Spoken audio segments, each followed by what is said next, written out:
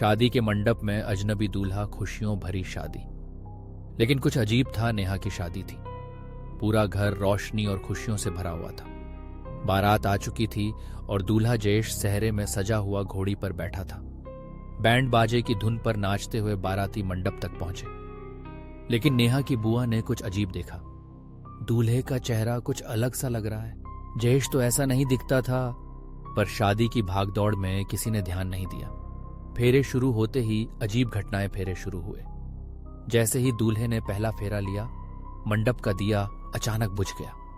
सबने इसे हवा का झोंका समझा और रस्में जारी रहीं। लेकिन जैसे ही 7वां फेरा पूरा हुआ, नेहा का छोटा भाई डरते हुए बोला, दीदी, दूल्हे की परछाई नहीं है। दूल्हे का भयानक सच अब सबका ध्यान जयेश की तरफ गया। नेहा के पिता ने घबराकर दूल्हे का सेहरा हटाया और जो देखा उससे सबकी चीख निकल गई। दूल्हे का चेहरा सफेद था, आंखें काली और गड्ढों जैसी गहरी थीं। यह जयेश नहीं था, बल्कि कोई अनजानी आत्मा उसकी जगह बैठी थी। शादी या श्राप?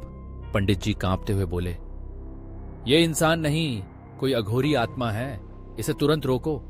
सबने मिलकर पवित्र जल छिड़का और तभी दूल्हा जोर से चीखा और हवा में घुलकर गायब हो गया। असली दूल्हा कहां था? थोड़ी देर बाद घर के एक कमरे से बांधे हुए जयेश को निकाला गया। वह कांपते हुए बोला, कोई मुझे जंगल में खींचकर ले गया था और मेरी जगह कोई और मंडप में बैठा था। पंडित जी ने बताया कि यह किसी तांत्रिक की आत्मा थी जिसे शादी से जुड़ी आत्माएं खोजनी होती थीं। भूतिया मंडप की सच्चाई बाद में पता चला कि वही मंडप 50 साल पहले एक अधूरी शादी का गवाह था। उस दूल्हे की मौत हो गई थी और उसकी आत्मा हर शादी में खुद को दूल्हा बनाने की कोशिश करती थी। अगर शादी के मंडप में दूल्हे का चेहरा अजनबी लगे तो क्या आप शादी रोक देंगे? समाप्त।